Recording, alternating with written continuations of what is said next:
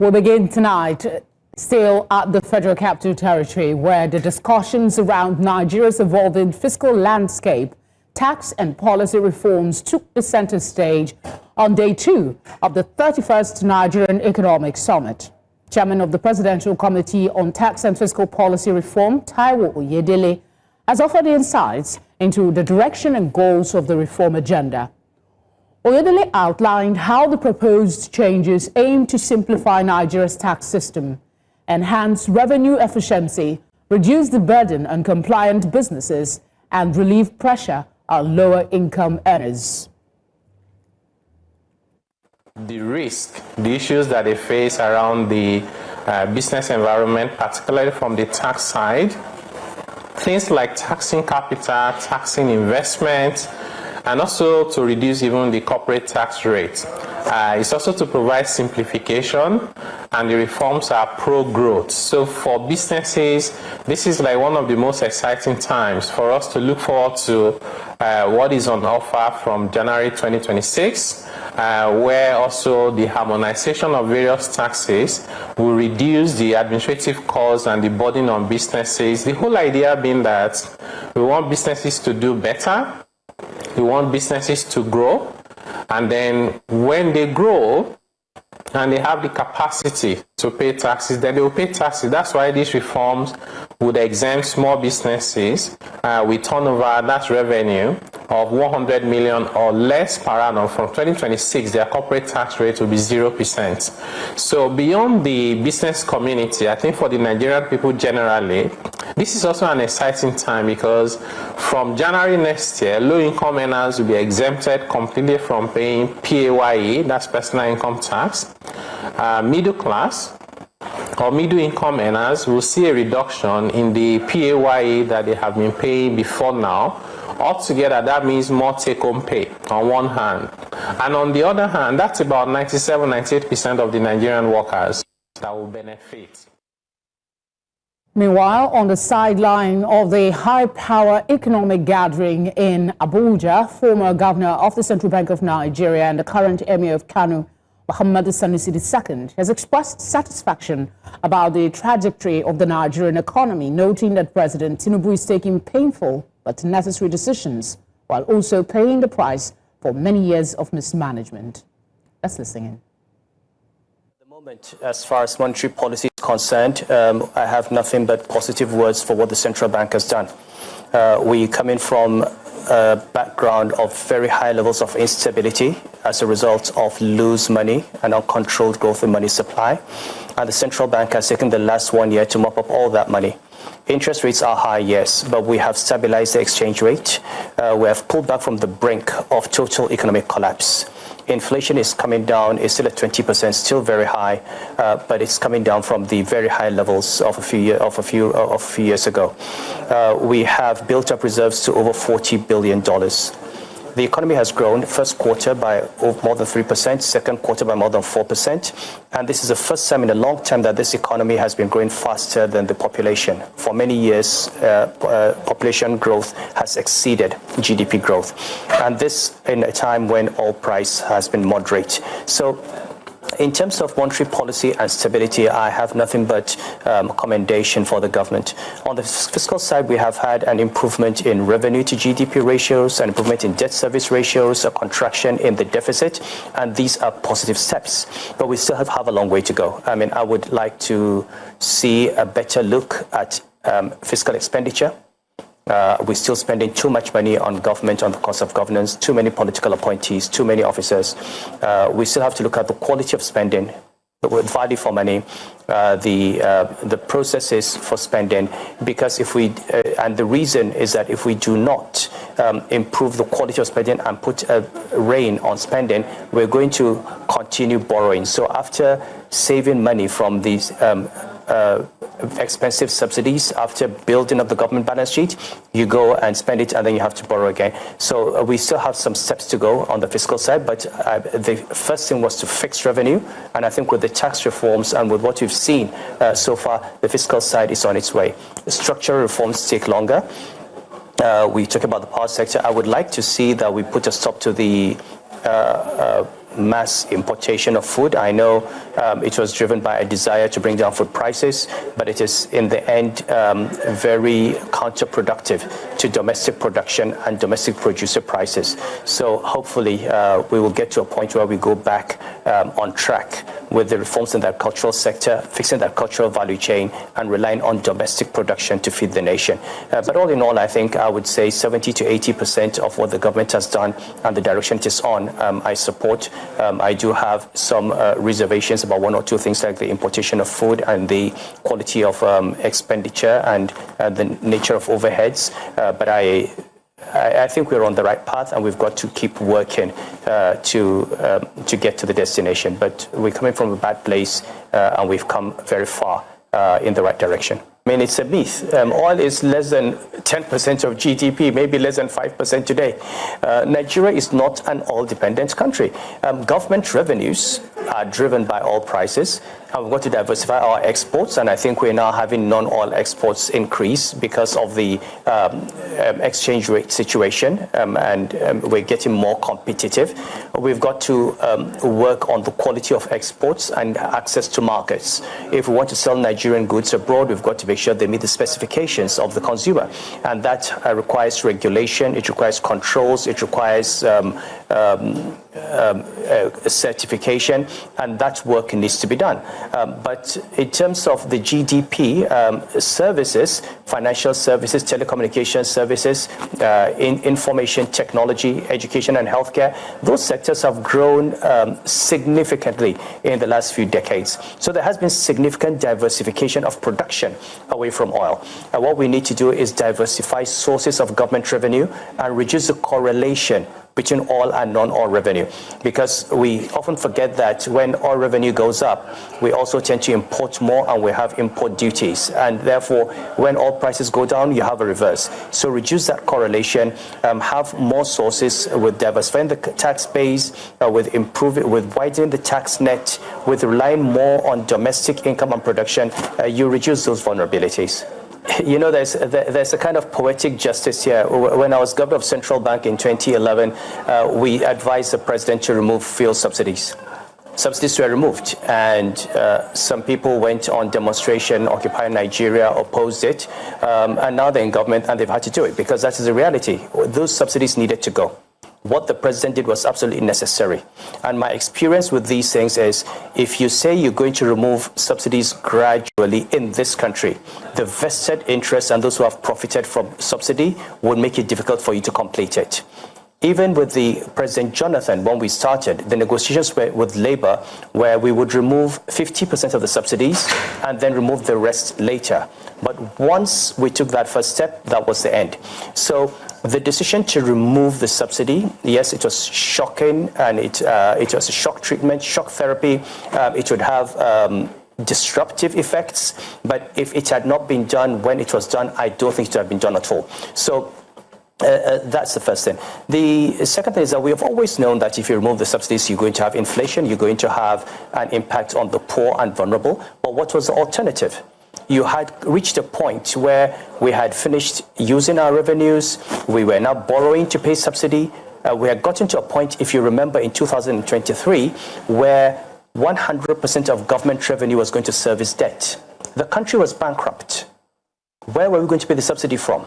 We were on the brink of economic collapse. The Naira was on a free fall. So the idea of liberalizing the Naira, tightening money, removing the subsidy to stabilize the economy pulled us back from the brink. Think of Venezuela under Chavez. Think of Zimbabwe under Mugabe. Think of Uganda under Idi Amin. This is where we were headed if we had not pulled back from the brink. So there is a lot of pain, there's a lot of suffering, but what I say is that the pain and suffering would have been much, much worse if we had continued, because ultimately those subsidies would have to go. If we had done this 10 years ago, 15 years ago, this pain would not have been what it was. When I was saying we should do it in 2011, 2012, if it had been done at that time, we would not have gone through this. Right. We continued for another 13 years, okay? And I don't think we could have continued for 2 or 3 more years. Okay, so, I mean, I'm one of a number of Nigerians who just issued a statement on this matter. First of all, let me say that what's happening with Dangote is very sad because it sends the wrong signals to investors, local and and international. The Dangote refinery is a strategic national investment. To have a Nigerian invest over $20 billion in this economy, to have any individual invest $20 billion in this economy is, at this time when people have seen Nigeria as bad news, is something that we should all comment and something we should gather around. Secondly, if you look at the problems of the Nigerian economy on the fiscus, before the refinery came on stream, the bulk of those problems had to do with the petroleum sector. Our refineries were not working. We're an oil-producing country that was importing petroleum products. In addition to importing petroleum products and draining our foreign exchange, we had huge corruption and huge scams in the subsidy regime. I lost my job in the central bank because I was pointing out these leakages. Now, the refinery disrupts a business model for rent seekers, and that is why it will face opposition. It is not about rights. It is not about the economy. It's about people who see the model they've had for 30, 40 years suddenly disappearing. People have made billions of money from this business, claiming they imported petrol that they never imported, claiming money from NNPC as subsidy, and in an opaque manner, in a manner that has not been audited, in a manner where nobody sees. Now that model is disappearing. We're now going to be a net exporter of petroleum products. We're going to produce our petroleum products locally. We're not importing. We are going to save our foreign exchange and actually add to the foreign exchange through our exports. Now, no patriotic Nigerian should get in the way of that refinery. I don't know the details of the conflict between him and the unions. What I know is that joining a union is a voluntary thing. If a driver wants to join a union, then he should go and work for a company that allows its drivers to join unions. If a driver chooses not to be part of a union and work for Dangote, he should go and work for Dangote. I don't think anyone should stop a private company. If you have a private school and you say these are your fees, if people cannot pay those fees, they go to a school where they've got lower fees. You can't tell people that who have invested privately that they should subject their business to the whims and caprices of a union.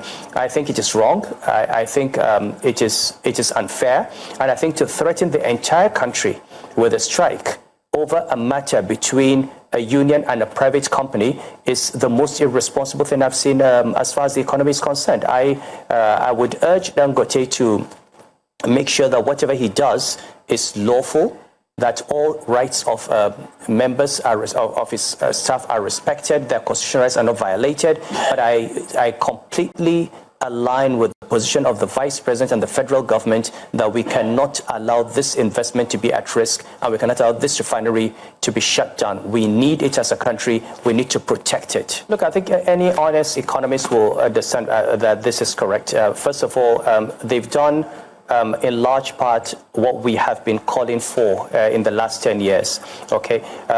Making sure that we have a stable exchange rate, making sure that we get inflation under control, making sure that we rebuild our reserves and buffers in the event of a global shock, okay? Providing the stability that is a foundation for investments. I am not saying that we are already at our destination. There's still a long way to go. And I've said that there's still some things that have not been done. There's some things that are probably...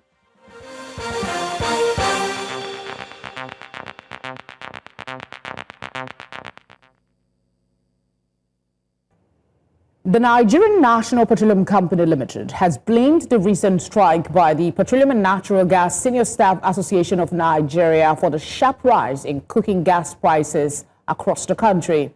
Group CEO Adebayo Ojulari told State House correspondents after a meeting with President Bola Tinubu that industrial action disrupted supply chains, pushing retail prices higher. In Lagos, a 12.5 kg cylinder now sells for about 26,000 naira, up from 17,500, representing a 48% jump. Ojulari said some marketers with old stock also increased prices, worsening the impact on consumers. Let's get some perspective on this. Professor Zelem Agon is a petroleum and energy expert. He joins me now to put this development into proper perspective. Thank you very much for being here. The NNPCL is blaming Pengasin for the cooking gas shortage and hike in prices, but there are conflicting signals from Pengerson. They're also saying it appears this could have been avoided altogether. What would you say went wrong, really?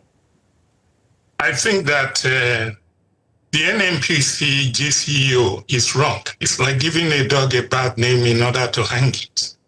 The strike have nothing to do with the price fluctuation of cooking gas or liquefied petroleum gas.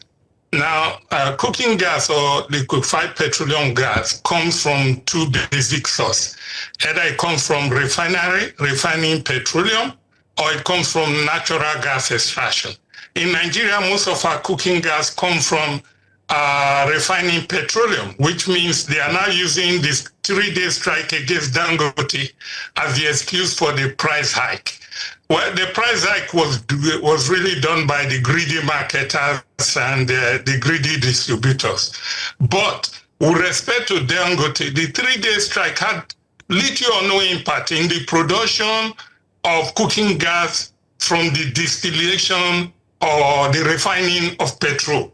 The reason is this: Dangote have got reserves. Dangote have got tankers where it stores petroleum because it had to import petroleum from abroad. So it has about 50 million barrels of inventory. It has 20 crude storage tanks with about 120 million liters of crude oil per tank. This is about a 20-day supply of petroleum. If you don't give Dangote a crude oil now, for the next 20 days, it will still be producing even at 100% capacity. In addition, Dangote is building 8 additional tanks, plus these 20 storage tanks. So with the 28 tanks, you are talking about 12 million barrels of crude oil. So a 3-day strike of no oil supply to Dangote does not, it just gets the supply from its crude storage tanks. So the fact of the matter is the strike has nothing to do with what you see is the fluctuation of prices from 11,800 naira for a 12 kg tank to about 26,000 naira now for a 12 kg tank. Dangote, after the strike, reduced the price of a 12.5 kg cylinder to about 9,500 or 760 per kg. So if the strike, Prof, I'm sorry to interject, but if the price is going up, what are we attributing that to? You're saying on the one hand, prices were reduced, the strike is not responsible. What is responsible? And it doesn't look like we're out of the woods yet. How long are we supposed to experience this before things go back to a semblance of normalcy? Well, what happened is this. Like most things, immediately the strike was announced and Pegasus said they are going to cut off gas to Dangote, natural gas. The natural gas to Dangote was for generating power mostly and for the fertilizer plant. But the distributors of cooking gas use the strike itself as an excuse for alleviating their prices. This is just holding prices, what you call impending shortages. It's just like when you hear a rumor that there is going to be petrol shortage. Within the first day, there is a panic buying, people line up. It creates a temporary opportunity for you to make super profit if you are a distributor and there's no price control. So that's what happened. And it happened in a sense that immediately Dangote comes to the market now, in the next few days, people will have alternative. People will realize that, look, why are you selling at 26,000? Why are you selling at 20,000 or 17,000 when I can get it for less than 10,000 by just driving to the guy Dangote? Prof, what you're saying? Selling Dangote gas. Prof, so this was just This was just hoarding pricing. It has nothing to do with the strike. All right, Everybody wants to blame everything on the strike, which basically was to defend the right of workers to join union. All right, I just you're speaking and I'm thinking, is this a case of us being our own enemy? On the one hand, we complain that the government does this and that, or the unions have done this and that, and then we get a little power, we sort of abuse it. What would you say to private gas vendors who have used this opportunity to hike the price? Okay, you know, in the past I told you that there are different players and each player have their own interest. The Dangote interest is to increase profit for its shareholders. Sometimes what Dangote does benefit Nigeria, but not every time. When there's a conflict between Dangote shareholder interests and the Nigerian people, Dangote will support its shareholders. The importers, the cabal, they have their own interests because when Dangote entered the market, Dangote eliminated them. And Dangote is still in a struggle with them. So the importers, they want to make super profit. And Dangote is eliminating them from the market. The distributors, like you just said, they have their own interests. They want to maximize profit from every crisis. So when there is just the rumor that there's going to be a fight between Dangote and anybody, they just double and triple the price and the consumers panicked. Now, the trade unions, their own interest is to defend the interests of their members, to make sure they have their salary, and to make sure Dangote survive. So when the trade union is being told that Nigerian workers cannot join a union, that cannot happen. We joined union under the colonial times. We joined union when there was colonial corporations. You know, we joined union under military rule, and so we will join union whether it's Dangote. Dangote is not the first private owner. I wish we had more time. I wish we had more time. I would have brought in a submission by the former governor of the Central Bank of Nigeria, the current emir of Kano, Sanusi, who kind of disagrees with you when it comes to, I mean, if you want to join a union, join another one. But we're out of time, sir. Thank you. Thank you so much for speaking with us. We appreciate your time. News just reaching us as President Bola Tinubu has accepted the resignation of Geoffrey Naji as Minister of Innovation, Science and Technology. Naji had been in the eye of a certificate forgery scandal after the University of Nigeria and Nsukka denied issuing him the certificate he allegedly parades as a graduate of their institution. But Naji said he had been a target of blackmail by political opponents. President Tinubu thanked him for his service and wished him well in future endeavors. And to one of our headlines tonight, President Bola Tinubu has also acknowledged the tenure expiration of Professor Mahmood Yakubu as chairman of the Independent National Electoral Commission, INEC. Yakubu has now handed over to May Agbamuche Mbo as the acting national chairman of INEC. Agbamuche is the oldest serving national commissioner and assumed the leadership role during a meeting with resident electoral commissioners in Abuja effective Tuesday. Yakubu called on all commissioners and directors to fully support Agbamuche until a substantive chairman is appointed. This transition marks an important milestone for Nigeria's electoral body as it prepares for upcoming challenges. Support for the new acting chairman will be crucial in maintaining INEC's stability and credibility.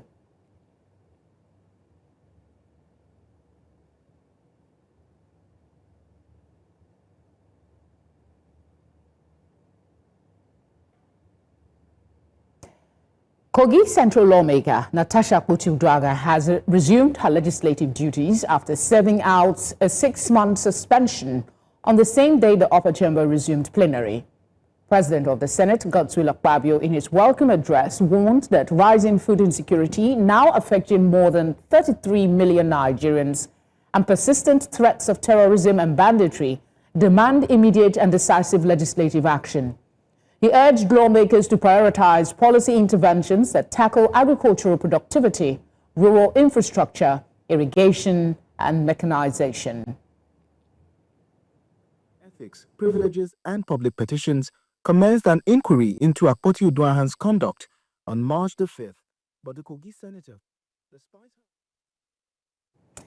Still ahead tonight, Madagascar president announces national dialogue amid crisis and amid ultimatum. Details after the break.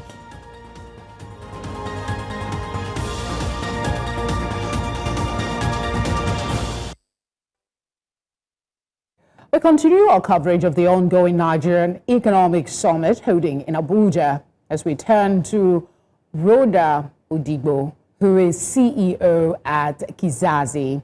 It's a pleasure to have you on the news. Thanks for being here. This is day 2. And among other things, Nigeria's headline tax reforms are on the front burner. What problems would you say today's conversations likely solved?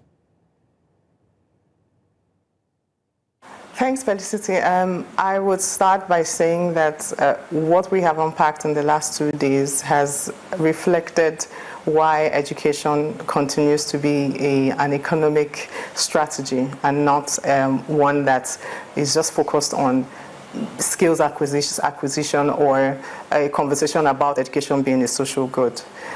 All around the sessions and all the conversations we've been having have been centered on the reasons why it's the foundation, and education continues to be the foundation for that economic success for us to move this country forward from one stage to another. We listened to quite a bit of folks who, at various panels, who actually directed all of our attention towards the reasons why these focus on education leads to this trajectory.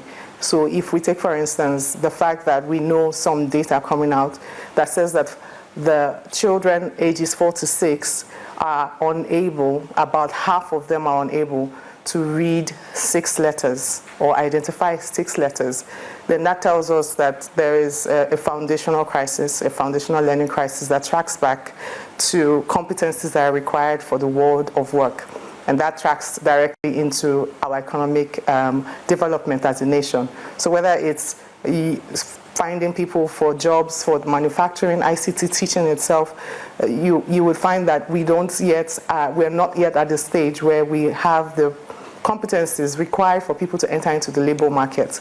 And even the jobs and productivity reports reflects that yes, we're creating jobs as a country, but what kind of jobs are we creating? Do we want jobs or do we want better jobs?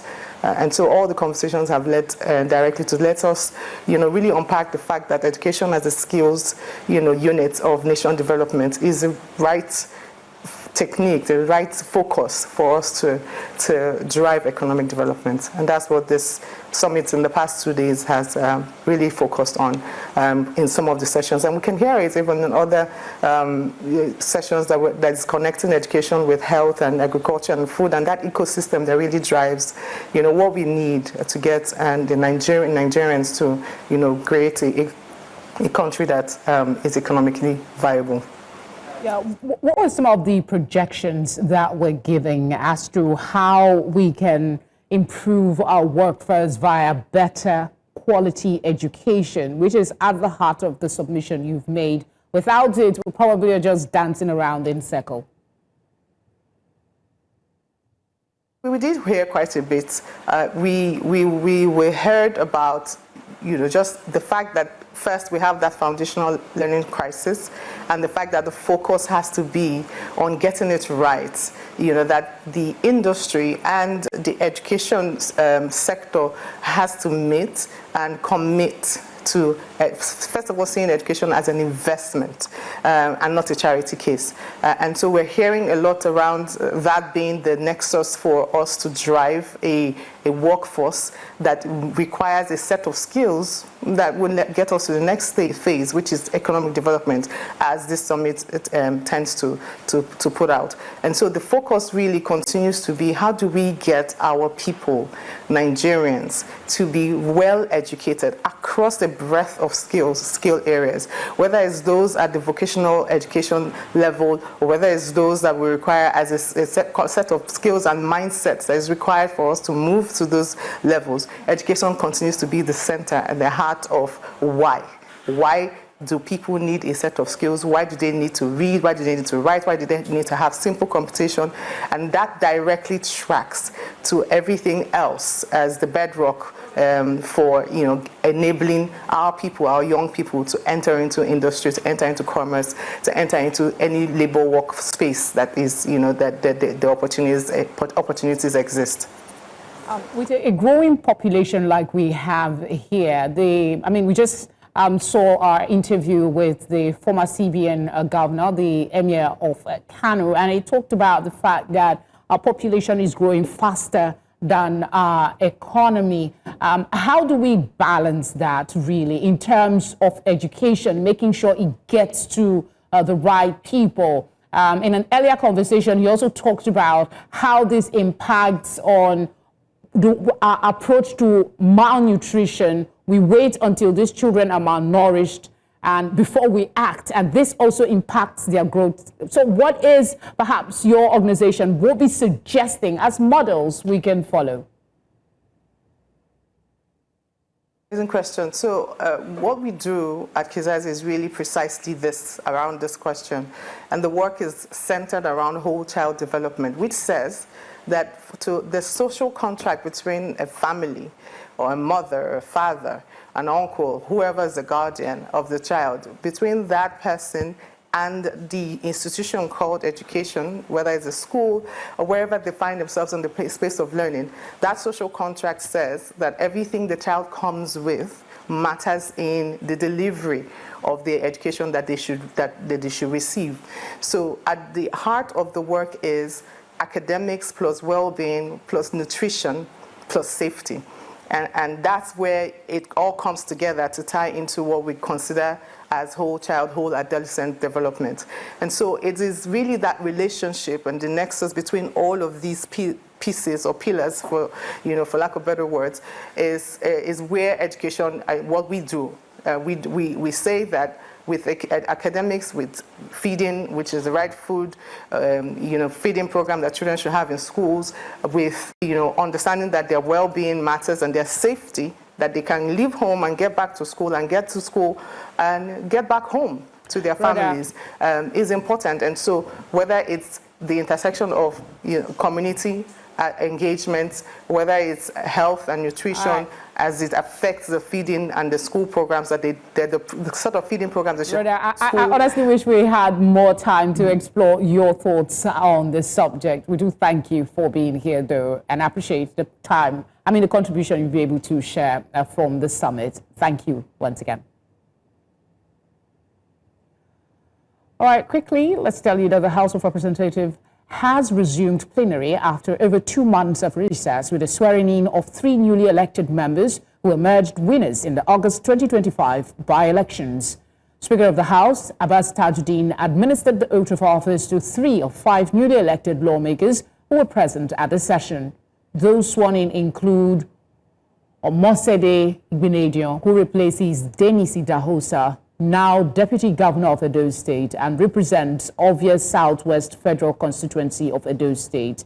Rabiu Mokhtar, who replaces the late Issa Dongoyaro and represents Garki Babura Federal Constituency of Jigawa State, and Felix Bagudu, who replaces the late Ekene Adams and represents Chinkum Kajuru Federal Constituency of Kaduna State.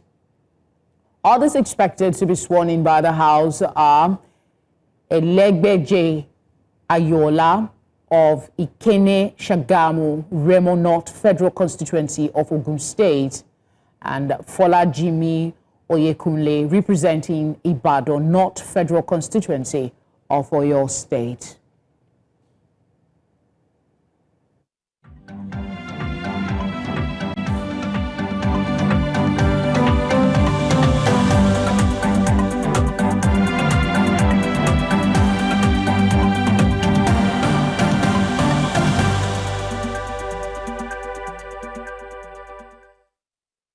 Away from our shores, Burkina Faso's military government has announced the arrest of 8 members of INSO, a Netherlands-based humanitarian safety group, including 3 Europeans, on charges of spying and treason.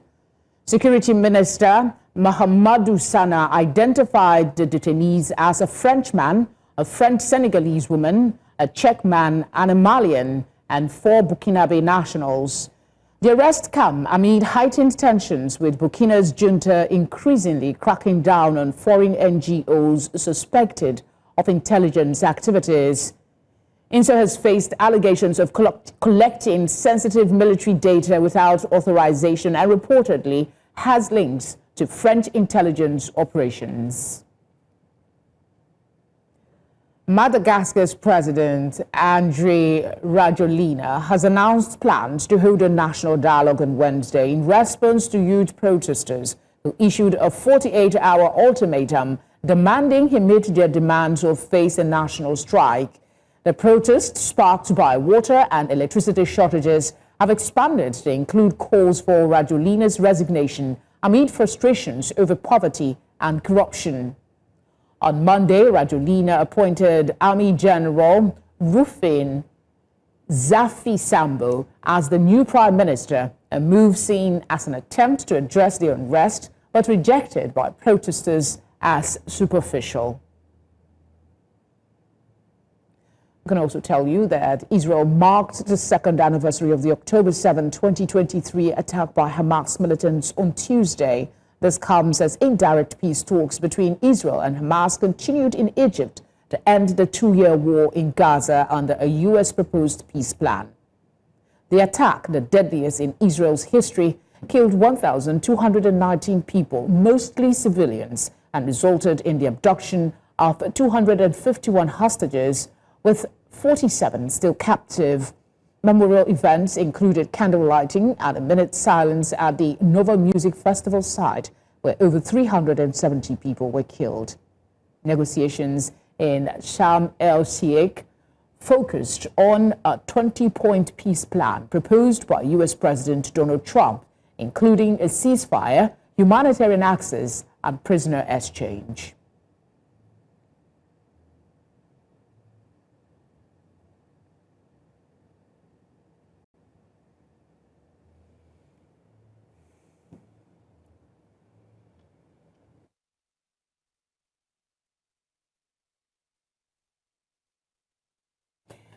Let's go back to Abuja quickly in our continued coverage of the ongoing Nigerian Economic Summit. We turn now to Mo Adefesola Olateju, board chairman at Malala Fund, US and Nigeria. Thank you for being here, and apologies if I didn't quite get your name. There's been so much said about bold reforms and the inevitable cost it is for these reforms, but that it lacks a human face. With everything we've seen, especially with cooking gas queues, how can these reforms save the common man? Thank you so much, Felicity, and it's wonderful to be here. I think this summit is quite special in the combination of reflections on prosperity, but also on inclusion. And so I think the focus really is not just about building a prosperous nation by 2030, but to do so in a way that is equitable and in a way that is fair. And education still remains pivotal to that aspiration. And so one of the conversations, that has resonated across this theme has been that around partnerships. How do we collaborate across sectors, across organizations, to ensure that these bold reforms that the governments, the private sector are interested in do reach this people, the people that we refer to as the common people, but who are actually the most important people, in the country. And so I'm thrilled, to have witnessed and to have been part of the launch of a new coalition of African philanthropists and African CEOs, all pushing for foundational learning, which is inclusive of literacy, numeracy, and socio-emotional skills. and who are beginning to put their money where their mouth is, based on the understanding that for us to progress as a continent, we can no longer rely on resources that are coming from the international community, resources that are already dwindling, as we have observed, in many spaces. And so that concerted effort to come together in coalitions to focus on the real challenges that our people face and to catalyze transformation through partnership, I think for me is one way that we're going to see progress. All right, Mo, I'm afraid that's the much time allows us for this conversation. Thank you so much for obliging us. Business, sports and entertainment news is right up next. Do stay with us.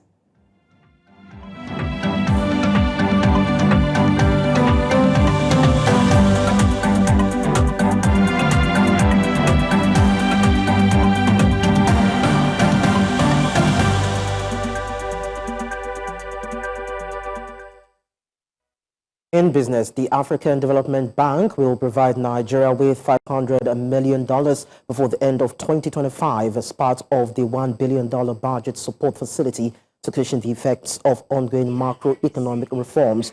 Dr. Bode Oyetunde, AFDB Executive Director, confirmed the board is expected to approve the second tranche by year end, following last year's $500 million disbursement.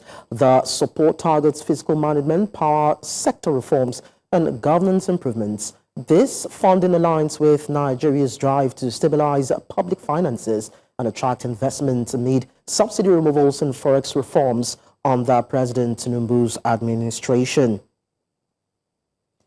We also tell you that the Nigerian exchange closed slightly higher as the all-share index inched up 0.12% to 144,995 points, with market cap at 92.03 trillion naira, with a differential in percentage rise 0.12%, reflecting mild buying interest amid cautious sentiment. And talking about sectoral performance, we see that trading activities was set to be mixed. The banking index climbed 1.33% as investors booked profits in tier 1 stocks after recent gains. The insurance sector advanced 1.98%, extending its rebound on sustained interest in low-priced counters. Now, oil and gas fell 0.87% following sell pressure and downstream measures. And of course, consumer goods rose 0.26% on selective accumulation in food and beverage stocks. Well, industrial goods gained 0.69%, supported by mild advances in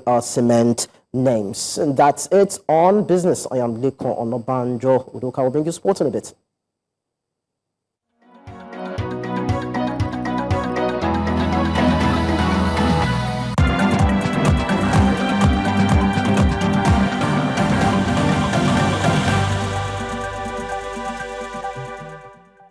And in sports, 18 Super Eagles players have arrived in Polokwane, South Africa, ahead of Nigeria's 2026 FIFA World Cup qualifier against Lesotho on Friday. The team, led by head coach Eric Shell, opened camp with the first training session, which was held on Tuesday evening. Key players in camp include Victor Osimhen, Wilfred Ndidi, Alex Iwobi, and William Troost Ekong. Benjamin Frederick was the last player to arrive this evening, swelling the number of players in camp. A win for the Super Eagles against Lesotho would give them a much-needed boost ahead of their final game against Benin Republic on the 14th of October. The team currently occupies third place in Group C with 11 points, 3 points behind leaders Benin and South Africa. Now, Nigeria's para-powerlifting contingent departed the country on Tuesday for the 11th World Para-Powerlifting Championships set to take place in Cairo, Egypt from the 9th to the 18th of October.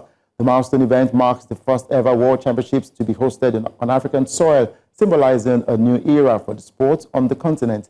The first batch of Team Nigeria powerlifters left the country on Tuesday, while the second batch is scheduled to depart tomorrow from Lagos, completing the full team that will represent.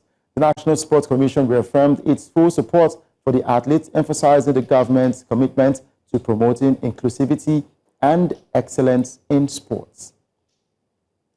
Now, Premier League giants Arsenal have held internal discussions about expanding the capacity of the Emirates Stadium. The talks are still at an early stage with no favored plan on how to move forward decided yet, but the possibility of home matches being played at Wembley Stadium, if work was to take place, has been discussed.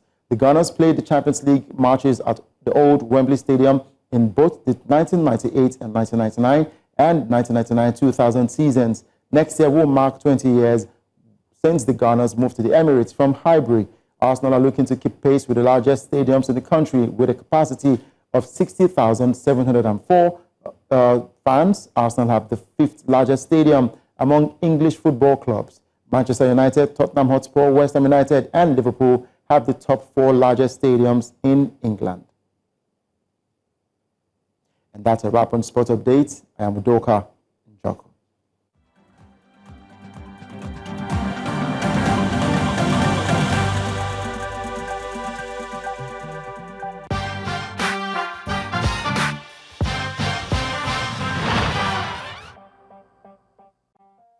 Entertainment news is now live with Sam Dandy, looking dandy as always. Thank you so much. Where do I start? The music fans. Odumodu's new album, Industry Machine, has officially climbed to #1 on Apple Music Nigeria album chart. Now, it's a big moment as this marks one of his strongest chart performances yet, reinforcing his place as a frontline voice in Afrobeats and street rap. A few hours after his release, it knocked off Adekunle Gold's Fuji album.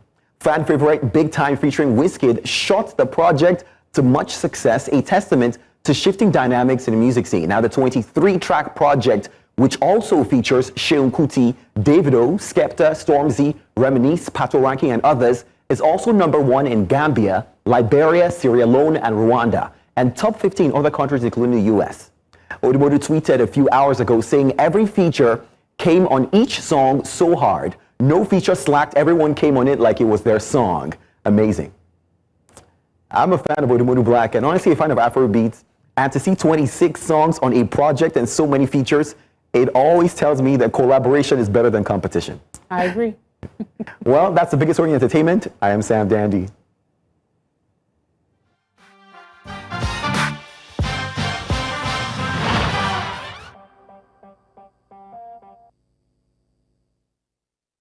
And that's the news tonight. Would love your feedback. Please share them as well as your eyewitness report on the number showing now on your screen. You can follow us on social media at News Central TV. You can watch us live on DSTV channel 422, GoTV channel 23, Star Times channel 274, Avo TV, and on YouTube. As always, thank you very much for being here. We appreciate your time. Have a good night.